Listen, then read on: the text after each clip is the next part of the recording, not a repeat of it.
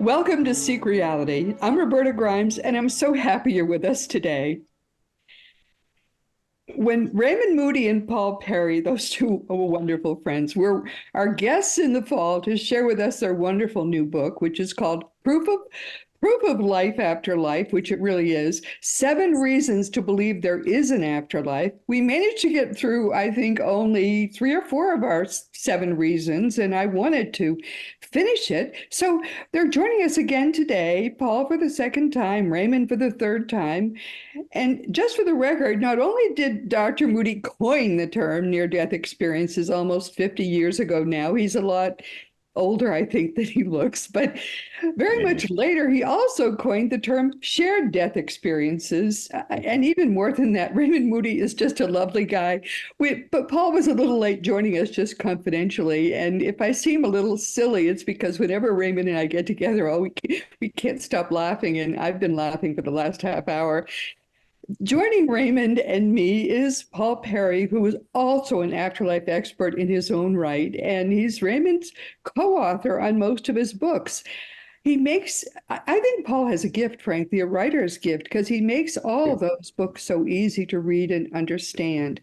But this latest book, which is, as I say, Proof of Life After Life, 7 Reasons to Believe There Is an Afterlife, was so badly needed because it's lately been reported, I don't believe this myself, but it's been reported that even despite all the wonderful evidence we have now that frankly, there's no death. Life continues forever. Close to 90% of the world's population, I don't believe this, but they say it's true, doesn't believe that our lives continue forever. They believe that there's a death, and I think that's just tragic. So Paul Perry and Raymond Moody have set out to remedy that, and their 7 proofs that our lives continue are very well chosen. They're solid, they're conservative, and they're right down the line sensible. And it's true of everything else that these 2 guys have written together. I can recommend this book to you without any reservation. In fact, I think that this is maybe the best book they've written together. So Raymond Moody and Paul Perry have come back today, and I'm thrilled to welcome them back. Welcome, welcome, Raymond and Paul. Hey, thank you Wonderful so much, Robert. Thank you. Yeah, And thanks to also so much to the folks listening in, really. yeah, it's great to have everybody here. I agree with you when you say this is the best book we've written. You do? I good. do. I'm glad you feel that way because I do. I've written, I've written 15 books on near-death experiences. And I started to realize, as Raymond and I realized jointly, is that the near-death experience is subjective. Yep. And that means that someone has a near-death experience. They're wonderful. I mean, they leave their body, they go into another dimension, they see dead relatives, they are greeted by a transforming bright light. But they're the only ones who can really tell about their near-death experience and experiences, and they're the only ones who can really talk about the effect that it's had on them. But what we started to look at was a thing called shared death experiences. And we've collected these over the years, and we've had them in every book we've written, but we probably haven't used them correctly like we did in this book. We're using them as the basis of a book and of an explanation on why they're proof of a life after death. What a shared death experience is simply when somebody dies and they share their death experience with a living person.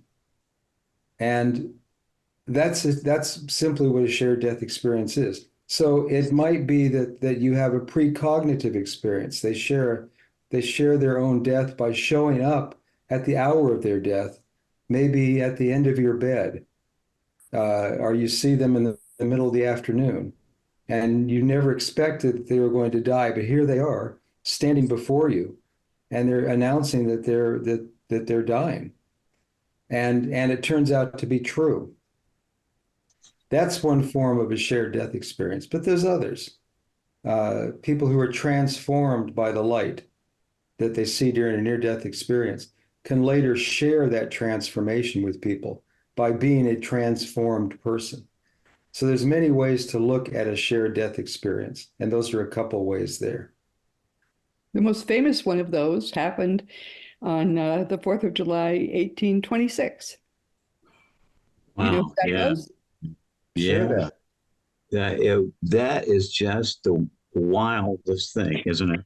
Even when it happened, Roberta, Hmm. the people were astounded, and people just immediately thought it had something to do with, the God or the paranormal. But basically, on July 4th, 1826, 50th anniversary of the signing of the Declaration of Independence, Hmm.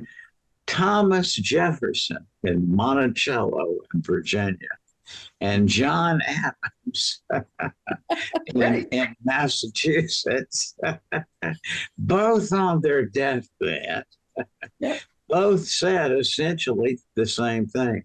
They said Jefferson's last words were, "Is it yet the fourth?" And they told him it was. And then he said, "Doth Adams yet live?" And they said, as far as they know, they did. And meanwhile, in Boston, Adams was saying apparently, the same question, is it yet fourth? And then they said that, and he died by one account, he died at mid-sentence. He was saying, He said, Thomas Jefferson yeah, still yeah, survives. I think he saw Thomas Jefferson appear at the foot of his bed. I wouldn't be surprised. Yeah. And I guess they're still fighting over there. Yeah, because Jefferson, they say, died in the morning and Adams in the afternoon. Yeah. Okay. So, and, but Yeah, that's it's just true. This is a wonderful, wonderful, one of the many, and that is one of the experiences that not particularly, I don't know if that particular one is, but that kind of thing, Paul, is in your book. Right. Oh, sure. That's one of the 7 proofs of life still survives. But Sure. that's what I mean. You use these conservative and yet common evidences Yeah. that life continues. They can happen to anybody, and they often, often, often do. Oh, sure. Mm-hmm. Absolutely. And what they indicate is that consciousness survives bodily death. That somehow a consciousness leaves the body and makes others aware of what's going on. Yes. I think some thought needs to be put to this whole thought of what will happen to the whole fabric of the thing we're in Hmm. if some, very persuasive rational proof of an afterlife emerges, whether it's some dramatic thing or through some process like's going on now, right? I mean, just project back to the year 1965, Robert. Mhm. And you think about how freakish, a near death experience in 1965 was something unheard of because, CPR was not very far along, then. Now, then all that technology emerges. Now, I don't know how many countless people every year get pulled back from the state that, just 2 centuries ago, that's dead, right? Right. And tell us these same stories. And the number of people are accumulating. And not only that, I'm sure you know too, some people who've had multiple near-death experiences over a period of years, most commonly because of a continuing heart condition, right? So they go back. Yeah. So what they're doing, they're going kind of back and forth between here and there in their life course. And all of these people who are now here, who have very vivid memories of that other place. And everybody in the world, I guess, knows somebody fairly directly who has had this experience. And so what that means is that the afterlife is kind of penetrating this life. It's kind of emerging among us. But my big question is, assume some big proof would become, Wow. obvious, what would that be to the fabric of things? Well, one thing, I don't think it would bring nirvana. Hmm. George Ritchie, who was the finest man I ever knew, once said to me, it's like he had this profound near-death experience.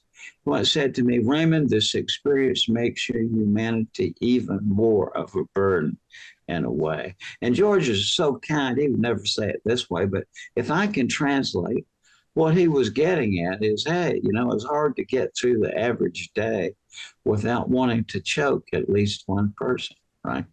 And so, Did he that really say that? No, he didn't say that. no, I no, think he might have said that. no, that's what I'm saying. George would not, he was too kind, but but I'm putting it in the language I've heard from other people. Really, I mean, I hear that all the time. That even after this profound vision of love, that it's hard to get, people are irritating. I mean, there's so much, Yeah. but People can be it's just irritating. That's natural. true. And so what I'm thinking is that I don't think that a rational proof of an afterlife would bring nirvana. I think people would still be having their conflicts and all, and I know I would. I tell you, I'm not going to forgive that guy who slighted me that dollar in 1979. I'm just kidding on that. Yeah. What I mean is that it's this path of love is very difficult to apply, and so I think that even if there's a proof of love in life, we still have a lot to do toward love, but I think our minds would be a totally different instrument. Okay, Raymond. We would have whole new talents. Okay, you're a psychiatrist, Raymond. Well, You are, like it or not. Like it or not. Do you think it would lead to new forms of mental illness?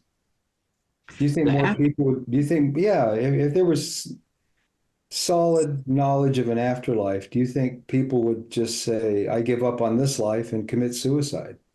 Do you think there's I mean, I've really thought about those things, Paul, because this great friend of mine, Mac McDonald, he was the founder of McDonnell Aircraft, which did the Gemini and then capsules and Mercury capsules. But he was really interested in the afterlife question. And in 1976, he said to me something like, Raymond, if we could prove there's, rational proof of an afterlife, he said, in fact, this would collapse all the ideologies and bring about peace on earth and all that.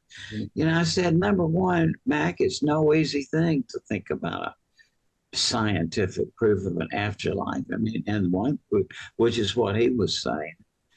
But even if it was, I think we would still be dealing with human nature to a large degree. But I think that the mere fact that the mental transformation that would be required to comprehend a proof of life after death would be itself revealing of. That's why the proof of Pythagoras was so important in antiquity. And this is going to sound so strange to hear your 10th grade geometry spiritualized, but why that was so important in the context, Roberta, was that few people could read, okay, but that was the first time that people went through a process where they could go from simple concepts that a point means this, that a line means this, and go from simple statements about points and lines that anybody could comprehend through a series of, steps that you could comprehend, each step of it, that you could comprehend serially, to where you got at the top, you could see this complex thing that the sum of the square on the hypotenuse is equal to the sum of the squares on the other two sides. And again, in 2023, how mundane and all, but no, in that time, see, that was a major spiritual accomplishment as well as an intellectual accomplishment, because you could feel the process of going through that when they interpreted it as an ascent, as it would be to them, right? And so I just think, I mean, it's something I think we should consider is this, what would a XB, yeah.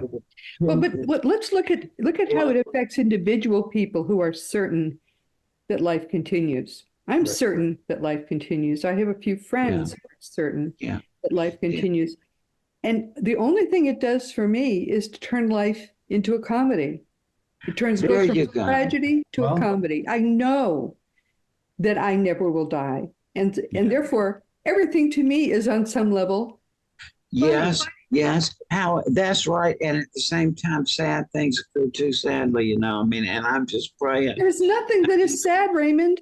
Nothing. Well, Nothing. To me, nothing is ever sad. Because I know nobody ever dies. I Yeah, die in my life, that's and I right. think, well, it feels like I'll see them next Tuesday, because my life isn't much longer now. Yeah, same here. Let me give you an analogy that I've used over the last 10 or 15 years, and it's all over the world, or since where I've been since then. People respond like to this, and it's like, let's say that you were diagnosed with some horrific infection that required you to be isolated on a desert island all by yourself for say 10 years. I don't have Okay. 10 years. Well, but like, let's say, Pretend. somebody, Okay, and pretend. just a regular, like an audience of mid people, 40s, 50s. Okay. And so I say, you got, they can send you out on the cargo plane with enough food and water and medicine in the cargo hold to last for 10 years. And also there's additional space where you can put a DVD player and let's say 5,000 or 7,000 DVDs. And so I ask people to seriously consider it. And I say, like, would you choose all comedies? Very seldom do people no. And people say, no, of course not. And I say, well, would you choose some tragedies too? Yeah, sure. And then I say, well, when you were on that desert island watching the tragedy, would you be crying? Well, sure, because that's the experience of watching a tragedy. And I kind of think that we are in that situation. We may choose things coming in here that even in the choosing process, we know that it's going to, like, I just think of my wonderful dear daughter who, oh my God, I used to sit and stand in the line with her for 2 hours waiting for her to get on the roller coaster. And me on the ground, terrified the whole time, right? But she, zooming around upside down and for entertainment and fun, it's just, but what I think about that situation now is that people, I can't comprehend this, but apparently people get up on that thing, knowing full well that they wish what they're going to be wishing when they were going 95 miles an hour upside down that they weren't there. And I think that's kind of what life is a lot of times. It's like, in the long run, you might, like I was thinking during the pandemic, Roberta, it's like, if I knew that I had 5,000 lives to lead, would I choose some of them to live through a pandemic? Yeah. Why? Because just like you're saying, Roberta, this is the movies. This is the movies that we're watching. We are God's stories, just to tell you the truth. Yeah. And that, each one of the movies is, we may choose that before we come here because to learn or experience something, but that doesn't mean that when it's going on, we necessarily be, yelling and applauding. Yeah. There is a phrase used often by millennials and even boomers is get out of my movie. If someone has somehow put themselves into your life, they'll say, I think it's time for you to get out of my movie. So it's a recognized thing that we are living our own movies. Yeah. Maybe that's not the right The word, but that's Swami, what like comes a across. Hindu guy. But I Um, cannot, I Thomas, cannot imagine yeah. being sad. I can't imagine the How feeling of wonderful. being sad anymore. Good for you, Roberta. That's wonderful. Good for you. Because it has been so long since I felt that way, because I know there is no death. And if Yeah. there's no death, that turns everything Yeah. to Yeah. joy. There it is. Nobody you know is ever going to die. I I know really, people who are very sick, and I look forward to the moment when they're not sick anymore, when they are going to be happy forever. yeah. I guess, I really kind of am beginning to get that is paradoxical and counterintuitive as it seems. People say, well, there is no death. And, on the physical You're supposed side to of be the it, expert on this, kiddo. well, but There's no expert on this expert one. because I kind of listen really, and I just, but there's a There group truly now. is no death. There's What a you group now what you really talk about here is the third reincarnation state, right? And but to some extent. it's how this comes to an end, right? Is I guess you're right. You're right in that's how that When you that see that idea is body used. lying there, Yeah. there is in the room a joyous being who is saying, wow, there really was no death after all. No? And That's around right. that person, there are all these young looking people who looked old when they were in their body, but now they will look young forever. And they are so happy and they're hugging that, as you know, because you've read the script, you wrote the script. It's in your book, Proof of Life After Life. Yeah. They're all hugging. I'm going to ask saying, come special with us because you permission. don't want to stay around that old, awful, crummy looking thing in the casket anymore. Come with us. Come I to where want you to can be look forever old. young. Raymond, listen to me. It's all beautiful. Oh, well, It is. I know what it. I know exactly what you mean. And the comic spirit is what you're getting at, and It's it all is joyous. because if you think about the notion of life after death, in terms of like literary theory or whatever, that notion is inherently comical because what a comedy it has a happy ending, right? Typically marriage, but it's like the notion of the comedy it brings about. Even better than marriage. I know I've been married more than 50 years. It's even better than marriage. yeah. Yes, there you go. And so death on the other hand, ends in a tragedy on the other hand ends in a death. Now, what that means is that the notion of an afterlife is comical in the sense that it unfolds the notion of tragedy as well. So it's just like you're saying. In other Tragedy words, implies an ending. The final joke on all of us is there is no ending. yeah, I'm There's beginning no to ending figure ever. this out. It's kind of you go through this sort of incomprehensible process, and the story goes on. Is what You know what happens to a butterfly? The joke is on the joke is on the worm because the worm becomes a butterfly, and that's true of all of us. Yeah. Well, I've always thought near-death experiences should be a big source of comedy for movies. Just for that very thing is, things get hellish, they get awful. Someone, dies in a car wreck or something, or they're drunk driving, or they don't like their current life, and boom, the next thing is, okay, what are you going to do now? The next thing is you go to a heavenly realm, and there's a few good movies like that. I got out of my body and I went through this tunnel, but there's a man standing there. He said he had to take a toll. He said, "Where's the toll?" I don't have any money. Whatever. There's so many comic premises going back literally to antiquity.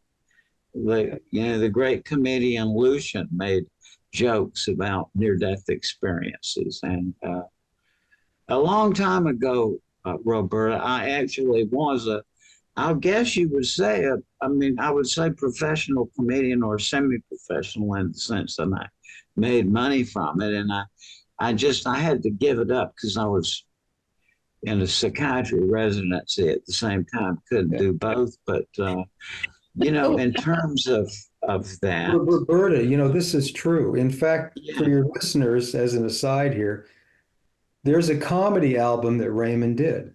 Yeah. And Yeah. if anybody Why does has that not surprise me? You always make me laugh. but if anybody has that access to that, please contact Roberta, and she'll contact us because we've been looking for that comedy album for years now. Yeah, but it's Have still your ahead. same name when you're doing the comedy album? Is it your same name? Well, yeah, that's right.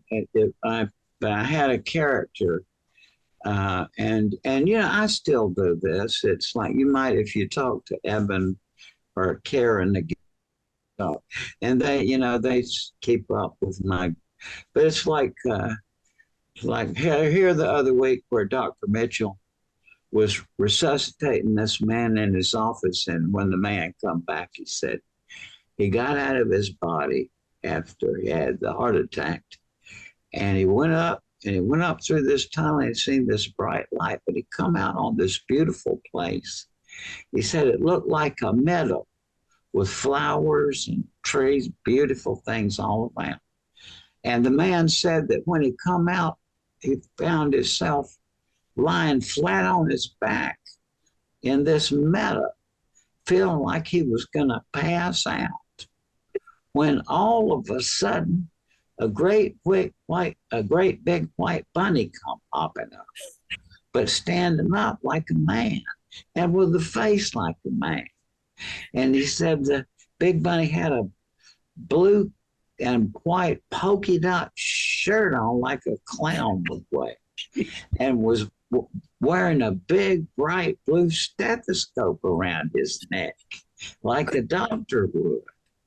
And then he said the big bunny came down real close to his face like this, and one time and blew him in the face like that. And the man told Dr. Mitchell that as soon as the big bunny did that, the man felt himself whirling back through the tunnel. And there he was lying on the table at Dr. Mitchell's office. And he got to telling Dr. Mitchell about it, and Dr. Mitchell said, well, there may be something to it because you did come to just within a hair's breadth of dying. That's a really good pun. A hair's breadth.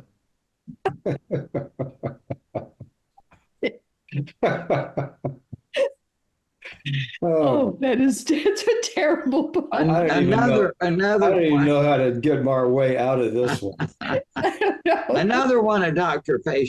Mitchell's patients that had a near-death experience said that when he went down this tunnel, he said he sounded like at the end of the tunnel there was cows or something going and he seemed like a wall or something. It looked sounded like a bunch of cows on the other side.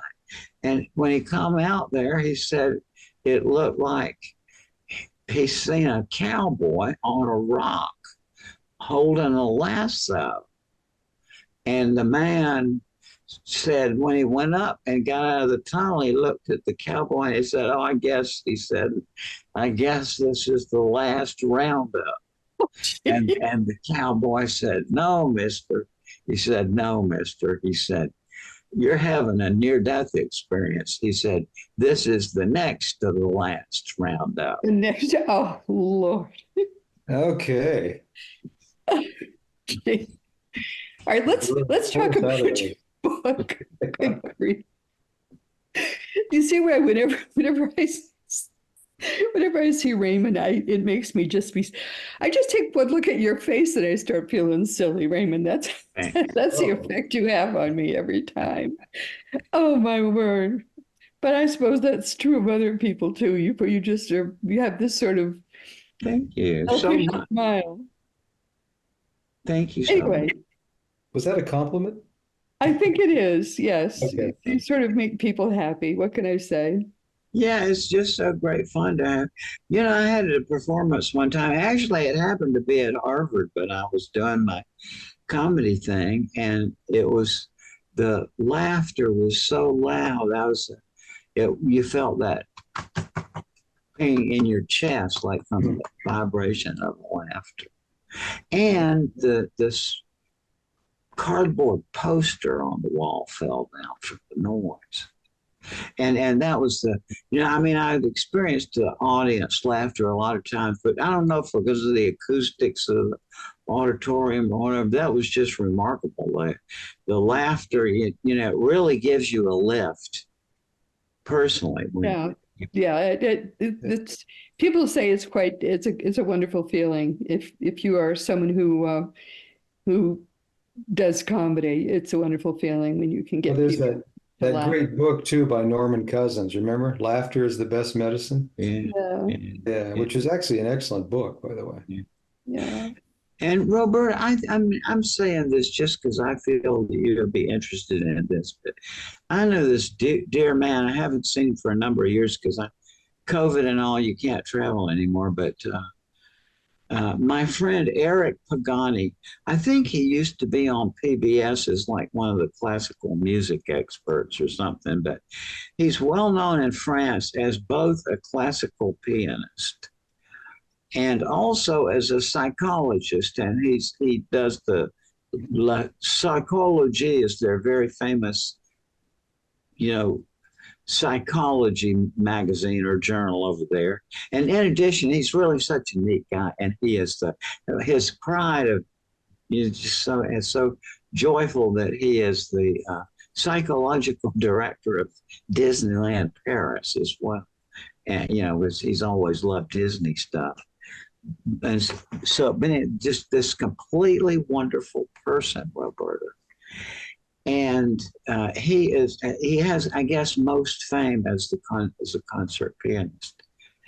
And so he, in 1988, in Paris, he was telling me that this is not too long past. He had been playing a concert, and that suddenly he just went into the light, out of his body into the light. And 17 minutes later, he came back to awareness at the keyboard, having played 3 pieces. And now Eric He was playing while he was having his NDE. Yeah, yeah, That's pretty weird. And so Eric is just this completely kind-hearted and modest and sweet person. So I said to him, well, did the audience seem to appreciate the performance? And he said, just like, yes, they did. Yeah, they really did.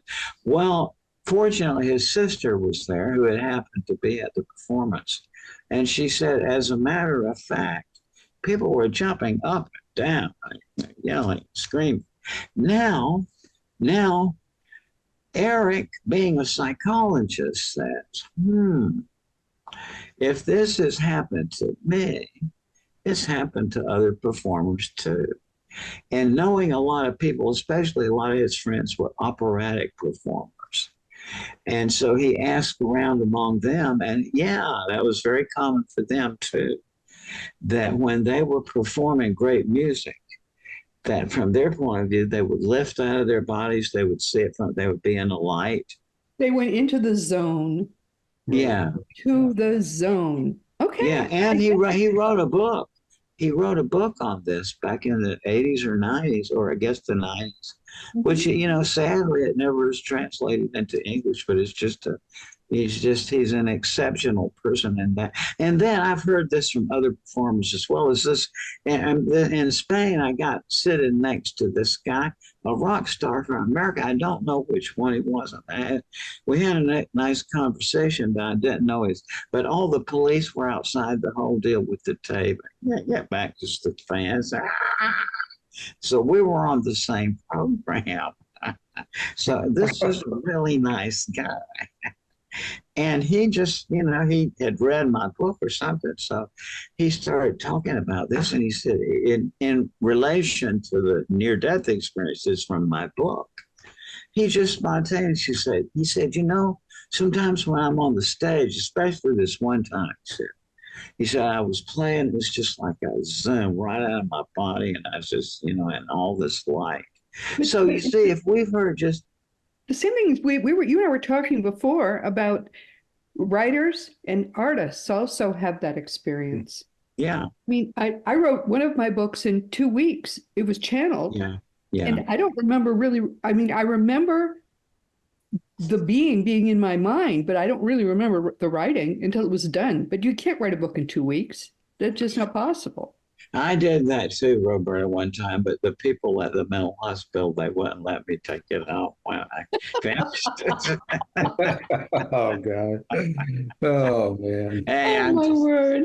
I'm just kidding. No, I But yes, think and a lot inspiration. of artists and writers Yes, are exactly. channels. Exactly. Absolutely. Voltaire said that same thing about Candide. It's like he wrote it just in a continual stream Huh. over. And I've heard from just writers sometimes that happens. Yeah. It's amazing. Well, let's talk about your book, because I at least want to talk about what the seven not signs, the seven pieces of evidence are, Yeah. and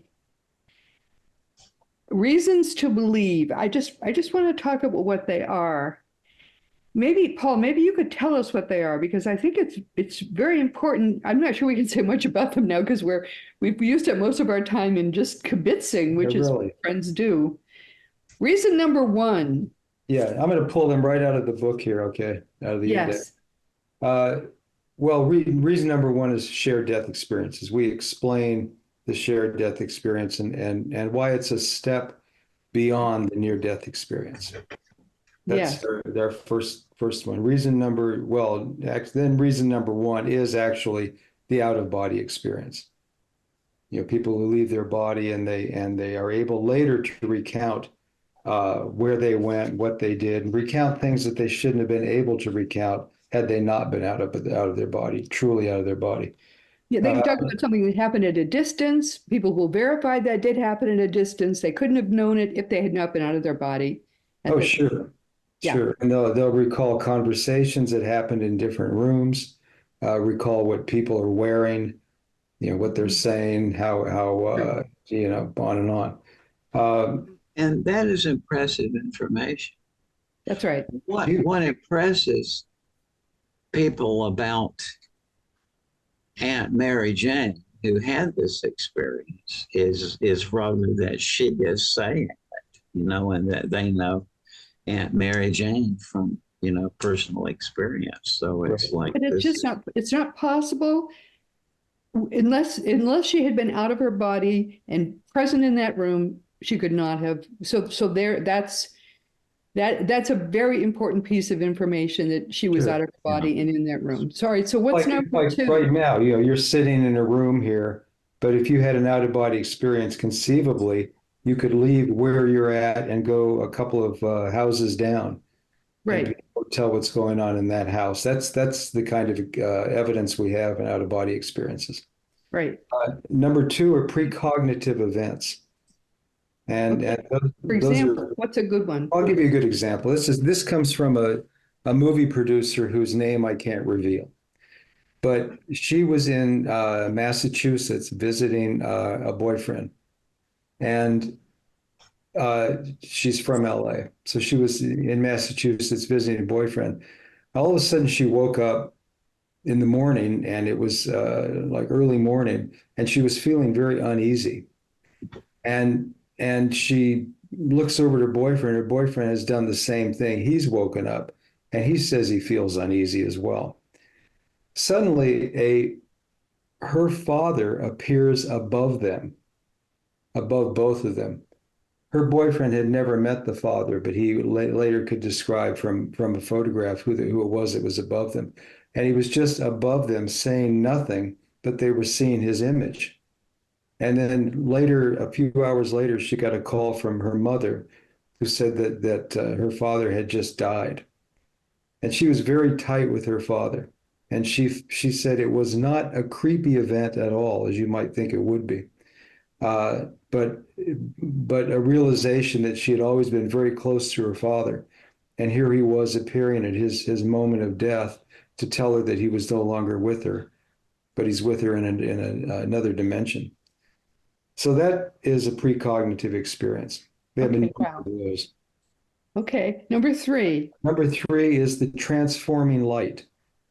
And that is in which a person who has a near-death experience is profoundly transformed by the bright light that they see. Many times children will refer to the light as go to the light. It's the place where all the good things are. And other people who are exposed to the light describe it as being God, describe it as being Jesus. They describe it as just being this powerful being, although they rarely see a being in the light. They imagine it being a certain person because it has that level of power over them. And in studies that have been done, I was involved in one in Seattle, the transformation study, where we looked at children who had near-death experiences, people who had near-death experiences when they were children, and they had very powerful experiences of light. And they always point to that as being the thing that has stuck with them all these years, that they were greatly transformed by that light, because that's where all the good things are. And that's why they're transformed. Uh, well, number 4 is terminal lucidity, and that's one of the latest things to be examined by medicine that relates to this field, relates to life after death, and I actually, some people call these Lazarus experiences, because what a shared death experience is that a person essentially dies. That's the terminal part of it, but yet they become lucid again. So there's many cases where people who they have no more brain waves. They've had seriously very profound head trauma, and they're essentially dead. They have no more brain waves and they're essentially dead. Yet, minutes later, maybe it's in some cases over an hour later, people will come back and be very lucid, and they'll be able to talk with great lucidity about things. They'll talk to members of their family who are gathered around the bed. They'll talk to each one individually as though they never had any kind of an injury. And the devastating for the thing about a terminal lucidity is that the person then dies. They can die within minutes, or they can die within a couple of days. But they've had these moments of lucidity in the midst of being essentially dead. And that's terminal lucidity. That's just now starting to be researched, by the way. Yeah, I think it's quite exciting evidence It is. that we are not created by or anything to do with our brains, really. It's when Right. when we separate from our material brains, we are able to function very well again, which I think is quite amazing and wonderful. It is. And I think terminal lucidity is very common now that it's been kind of named and defined. Yes, it is common. As Raymond did with the near-death experience, once something gets named and defined, people feel like it's okay to talk about it.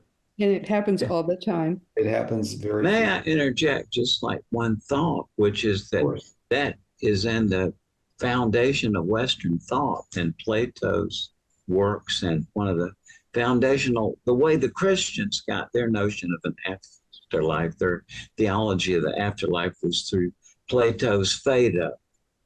And it's about Socrates' death scene, like the day he died. But it begins with what we would call now terminal lucidity, because he's been having this experience of dreams and visions in which they've been telling him from the other side to pursue music, which he had always before thought trivial. So he's been songwriting essentially. His friends who are coming in think for that reason he must be crazy, because fancying himself a songwriter. But he goes on to talk about this, and how poetic inspiration can come in the terminal lucidity phase. And sometimes people start reciting. Oh, I heard it myself one time in medical school in my surgery rotation. And then, in audiences and all, if you ask, like, you got 100 people, there's going to be somebody there. Yeah, his grandma was dying, she was talking poetry or whatever, or singing. And, it's just part of this picture of, something happens at death. And that was the end of my thought. Yeah. But that's a good point, I think, Raymond. This is a sort of coming phenomenon. I think we're going to hear more about that, especially sure. about that one. But there are three more, and I want to There's get three more. Okay. All right. There's a really great one, the spontaneous acquisition of skills. There's a number of people who have near-death experiences, and they come back able to do something they had never thought would even be interested in, or never thought they could do. You see this a lot in the art world. There's a number of people. If you ever go to a near-death experience conference, which there are many around the country, it's almost always someone who brings their artwork up on the wall, and their artwork deals with their near-death experience. You'll see people who do images of the light or do images of going up into tunnels. You see a lot of the tunnel experience artwork. But there's also other people who pick up skills that you never would have thought they would have had. And one of the examples we use in the book is Tony Chikoro, who's an orthopedic surgeon in upstate New York, who acquired the ability to play a piano. And not just play a piano, but to play it well enough that he's been able to play in concerts in Lincoln Center, concerts in Austria, and other places around the world. And he picked that up by being struck by lightning in the back of the neck. So you see that frequently enough for it to be it's a shared death experience. They're able then. This is a guy who never played piano, who all of a sudden is good enough to become a concert pianist. And it's all based on this near-death experience that he had. Another one, which is absolutely incredible, is a chapter called Light, Mist, and Music. And what that is that many times as a person is dying, other people, let's say it's in a hospital, they'll come into the room and they'll see the room lighted up, or they'll see it's light, mist, and music, or they'll see a mist emitting generally from their abdomen that it's been described as being greenish in color and other colors, reddish in color, but it will hover above their body. And then one doctor, these have come to us from doctors. A lot of this stuff in this book has come to us from doctors, which is a whole other story. But years ago, they wouldn't talk about near-death experiences. Now they're having them. But one of the fellows who saw this mist come out of a patient, it hovered above the patient's body, and then it was just sucked away like it was being sucked up by a vacuum, and it dissipated. And that's fairly common. I think Dr. Moody has even seen that in patients as well. Correct? Yeah, it's you just jabber away because what words do you have? But I've heard this from other doctors that as the patient dies, they see this mist, fog, whatever they label, and I've seen that a couple of times myself. And what can I say? I just there aren't any words for it. That it's not in your mind. By the way, I am really good at having mental images and imagination and stuff like that, and I'm so good at it that therefore I can recognize the difference, right? And it is not something that is out there in the physical zone exactly, but it is definitely not from within your own mind is how you experience it, because I mean, it's out there, but you don't experience it with your senses, I guess, but with it comes to you by mind. I know what words are there, but it's whatever words you put on it. It seems to be a fairly common experience.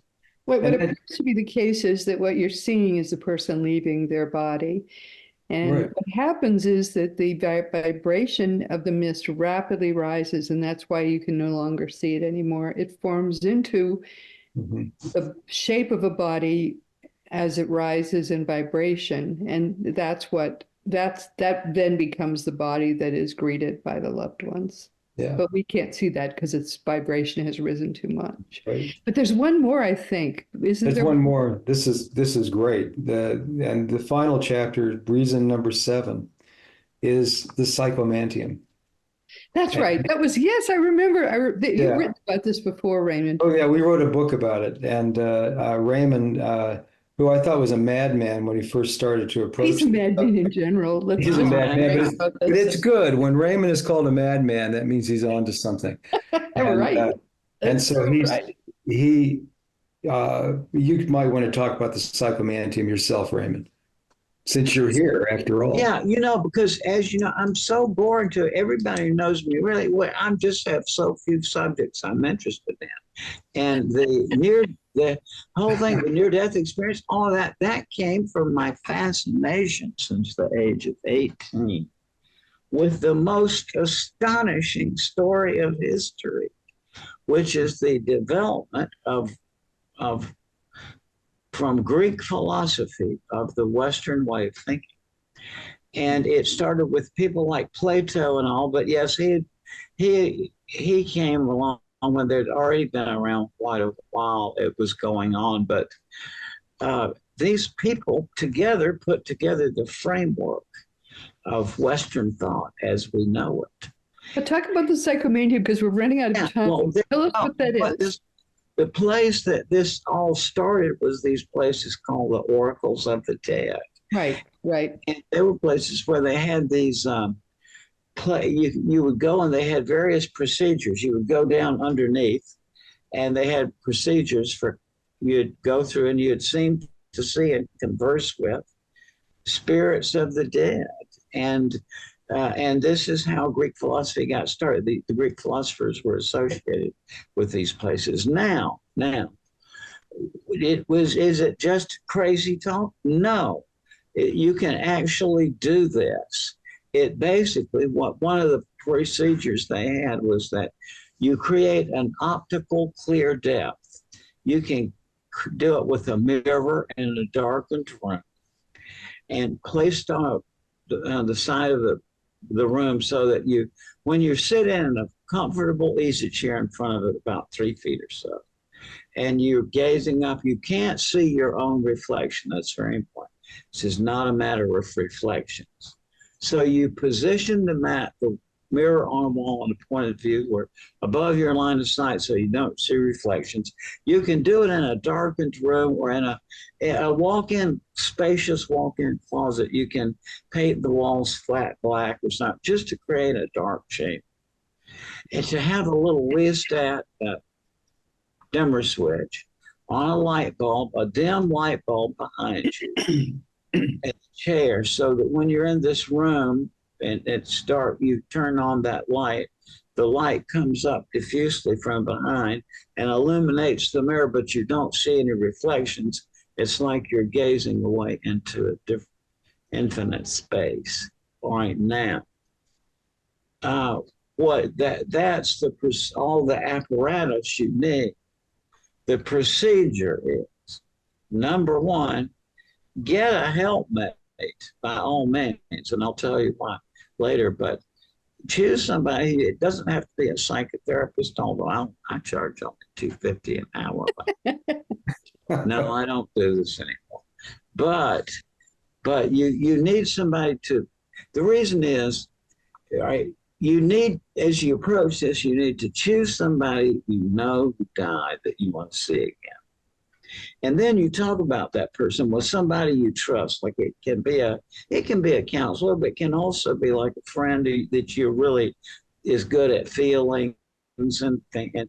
And so the point of this discussion is to talk about this person that you want to see again. And you talk about your memories and to ask also about, well, what were some of the hang-ups or difficulties and the in the relationship, like how you really didn't mean it when you tossed that dynamite at Uncle Clovis. It was just a mistake, right? But, my point is all of us have it's good signs and bad signs. So that's the point. Like over how long, the process is what's important. It could be an hour, whatever, however long it takes to bring an hour to really go into how you're feeling and your memories about Uncle Clovis. And then you go into this chamber, which is very comfortable. And you just get comfortable in the chair and you gaze away into the mirror. And the person who's putting you in says something like, I'm going to leave you in there an hour. Don't take a watch in. Okay. No. As some people try to do. It's like, no. It's you need to just get down into this state of relaxation and look far away. And under those circumstances, in the initial study I did, it was essentially 100% because these people had already had some experience with the mirror gazing and stuff. But that aside, there are a lot of people who are not patient enough to go through that first part. So maybe I just want to go right in there and try to see Uncle Clovis, okay? And under those circumstances, it's about 50% of the people.